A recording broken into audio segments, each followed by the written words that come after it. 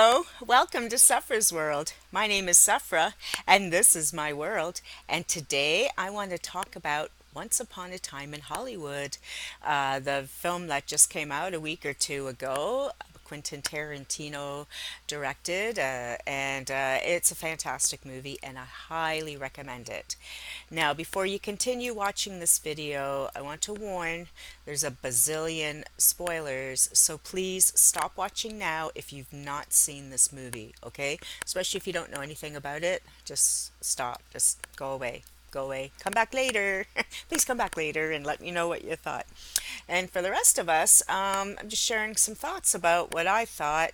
So, my first impressions after the movie was over was that this is a love letter to Sharon Tate, or actually, even during that big final scene, I'm like, this is a love letter to Sharon Tate, an alternative universe timeline where the bad guys got smited down. Super gory ways, of course. And Sharon Tate goes on to live and have her baby. And that's all very romantic and cool. And I really liked that. It did make me weepy. However, I did see the movie with one of my sons and one of his friends, and they're in their late 20s. And I was curious to see how someone in that age group, or even someone in their 30s even, would react to this movie because the movie is very much enmeshed in 1969.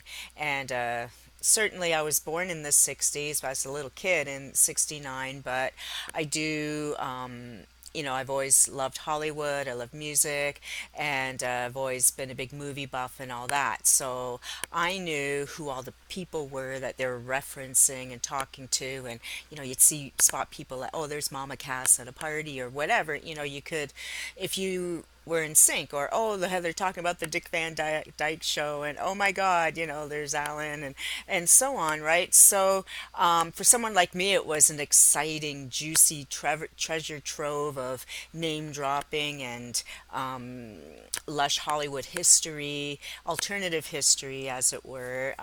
Parts of it true, parts of it not so true, and so on. So for me, I always like that. I think almost anyone likes, the little cherry picking, and we like familiar things like, oh yeah, I get it, I get the in joke. So for someone like me at my age, people older than me, and probably people up to about 10 or 15 years younger than me who have always enjoyed movies and popular culture, we will get all the references. We'll get that Leonardo DiCaprio's character is based on maybe John Wayne or the Bonanza People or Ponderosa and all these Western TV shows that were very popular at the time. I'm not convinced Leonardo DiCaprio's character is a real character.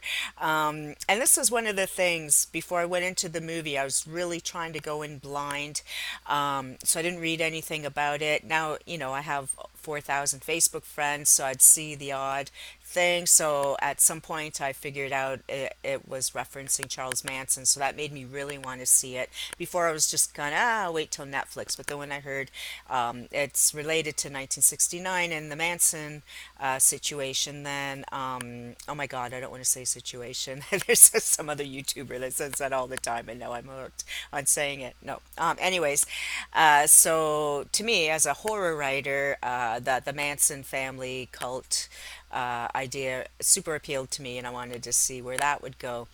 And then, knowing it's a love letter to old Hollywood. And then the only thing I kind of looked up afterwards, because I still haven't read any reviews, because I wanted to do my own review before I read other people's reviews, but I did read one little, I wasn't a little review, but I read one review just to get a sense of was this all fictionalized, or the half and half that I thought it was. And yeah, so they were saying that, because I remembered in my studies of the Manson family, but it's been so long since I've really sat down and really thought about it, even though I watched some of the more recent docudramas, not all the super recent ones, but some of them. And so I remembered that there was more than the Polanski Tate murder house, but there had been the neighbors or something as well, that the kids had tried to kill or maybe did kill some other people. It was all murky in my mind, and I'm gonna go research it now that I'm doing this. So then I realized in that one review that I read, they said that Leonardo DiCaprio's character and his stuntman was based on Burt Reynolds and his stuntman. Not really based in reality because Burt Reynolds wasn't, friggin' Sunset Boulevarding back in 1969. He didn't swan song. He was a powerhouse till he died, I would think. But certainly he had his heydays in the 70s and 80s, so he wasn't on his way down then. So they created this guy with the westerns, which were dying at the time, and so on. So that was interesting and cool.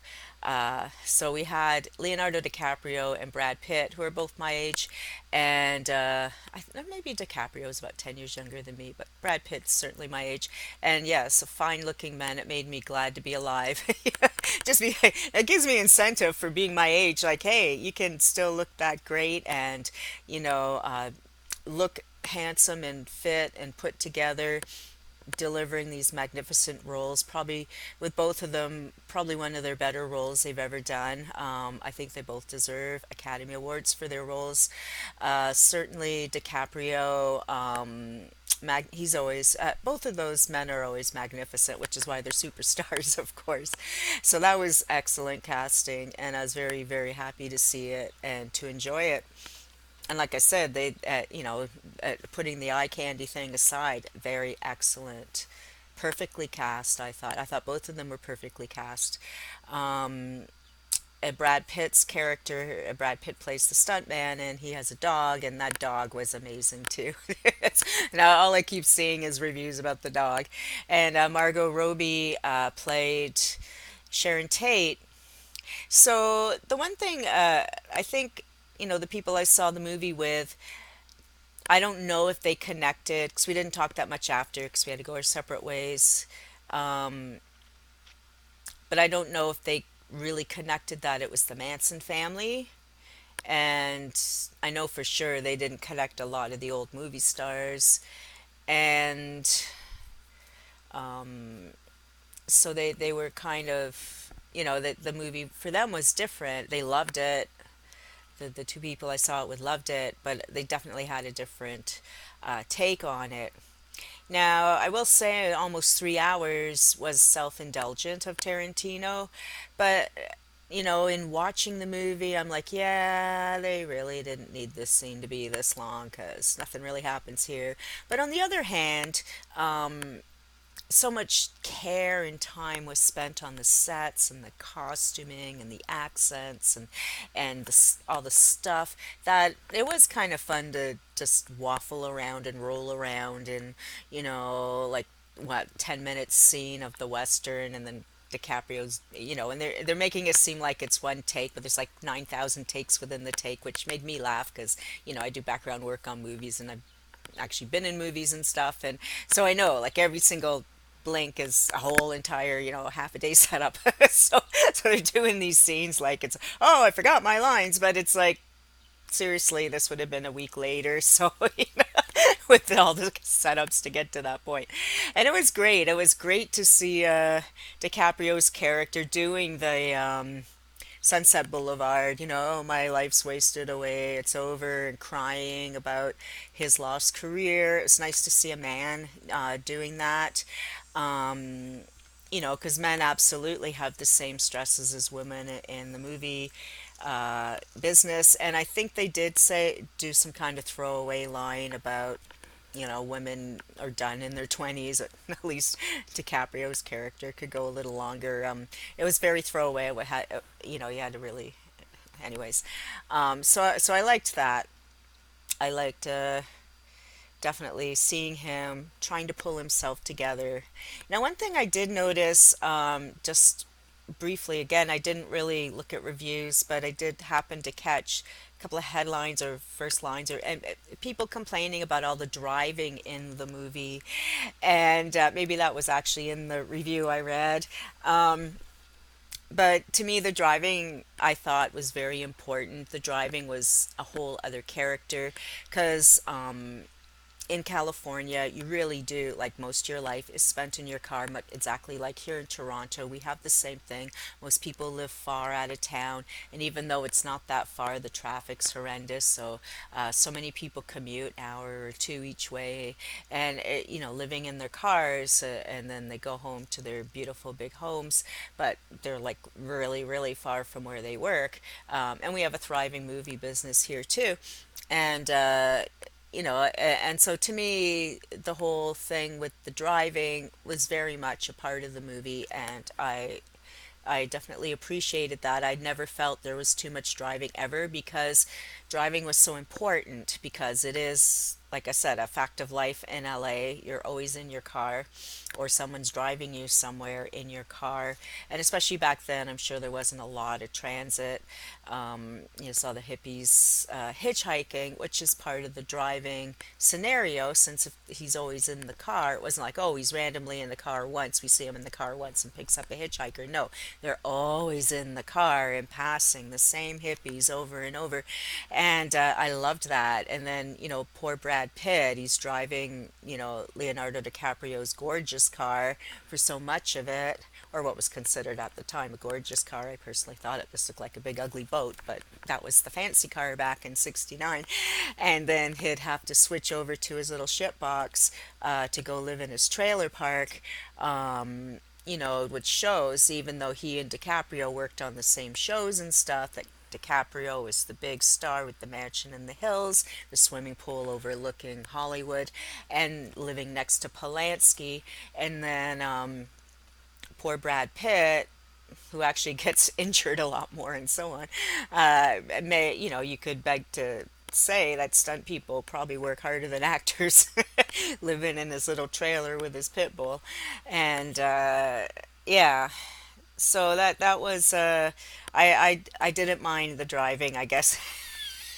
Babbling on. Oh my God, we're already 10 minutes in. I meant this to be short. Then what was the other thing I was going to say? Yeah, I liked that. And my son's quip with it was that they didn't do anything with Sharon Tate. But you see, that's because he didn't know who she was. I don't think. I don't know if he knew. I know he knows who Polanski was because he got me Rosemary's Baby for Christmas a couple years ago, because he knows it's my favorite movie, and his brother's born on Roman Polanski's birthday, so we always make a big joke about that and all that. So I know he knows Polanski. I knew he knew about Manson murders and Sharon Tate and all that, but I don't know if he connected that that's what was happening in this movie. So for him, the character of Sharon Tate didn't really do anything. It's just some Hollywood girl who's in a movie, and she goes and watches herself in a movie and goes home and meets the new neighbors. you know? But for those of us that know, she goes home and she didn't get murdered. She got to live, and that was the story. But some people won't get that, right? They won't get that. And to me, the story was about Leonardo DiCaprio's character and finding himself. To me, that seemed to be most of what the story was about to me. I mean, we were following all these stories. It's once upon a time, or, a long time ago in a galaxy far, far away, however you want to do it. It's a fantasy story. So we followed several people in this story, but to me, the main thrust was Leonardo DiCaprio trying to figure out his way. He was a star, now he's falling. How is he going to reclaim himself? Is he getting too old? How is he bonding with this child? Is he going to get in trouble for being too rough with the child?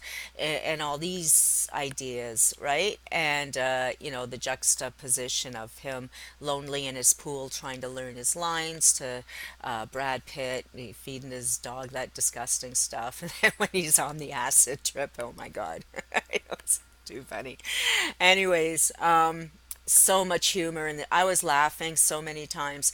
And we all know I have a quirky sense of humor, and I have been known to laugh inappropriately. Anyone who knows me in real life knows that I do that, and I have a very sick, morbid sense of humor that pairs perfectly with Quentin Tarantino movies. So I know I was laughing where people thought I shouldn't be, but I don't care. It was funny.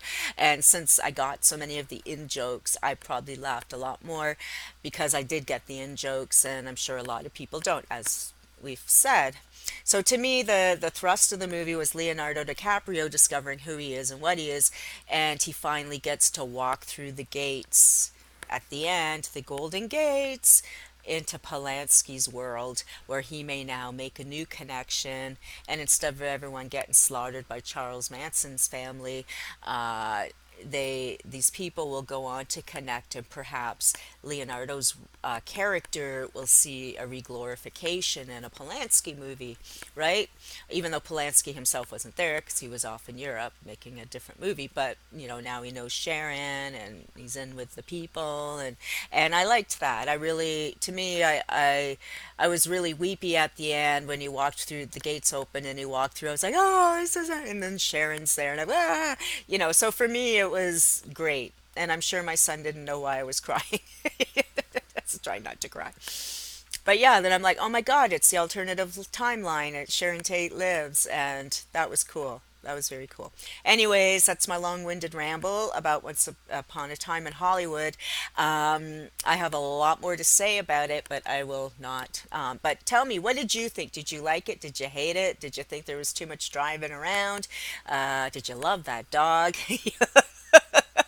Did you love it when he did the blowtorch? That was so funny. Oh my God. I was like, but when I was watching the show, when I was watching the movie and all the violence at the end, I actually covered my eyes when he was smacking that girl and smacking her around. I did find it was over the top, which I was expecting because it's Tarantino.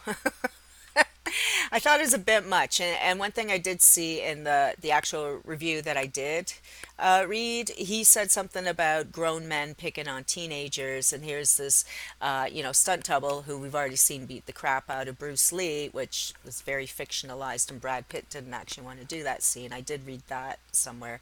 I saw a headline about that a couple weeks ago, but I didn't read much about it. I just saw Brad Pitt didn't want to wanted the Bruce Lee scene cut, and that's all I saw. But then when I saw the movie, I'm like, yeah, so he's been established as pretty lethal, and then all the buzz throughout about how he killed his wife. So when we have these stoned out teenagers, the three that decided to commit the crime or go try and do a murder, um, with their crazy, and I liked that. It's like, oh yeah, they teach us to kill, so we'll kill them because they taught us to kill, whatever their reasoning was. I thought it was an interesting twist. So yeah, so when you think about that, like these grown men slaughtering these teenagers, um yeah, but you know what? It was the Manson family and it changed history. Like it's the whole thing. If you could go back in time and kill Hitler or kill whoever, would you do it? Could you do it? So this was Tarantino saying, "Yeah, man, I'm totally get taking those people out."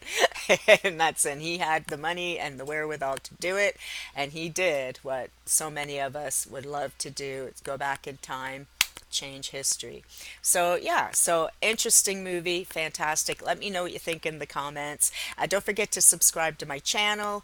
I do movie reviews like this once in a blue moon, sometimes more. I try to do positive message of the day. I do the monthly horoscopes. I am going to talk about Star Wars again, and I do have a couple of writers behaving badly episodes I want to write as well. Okay, so see you later. Like, subscribe, share, hit the bell to be notified when I post, and we'll see you another time. Thank you.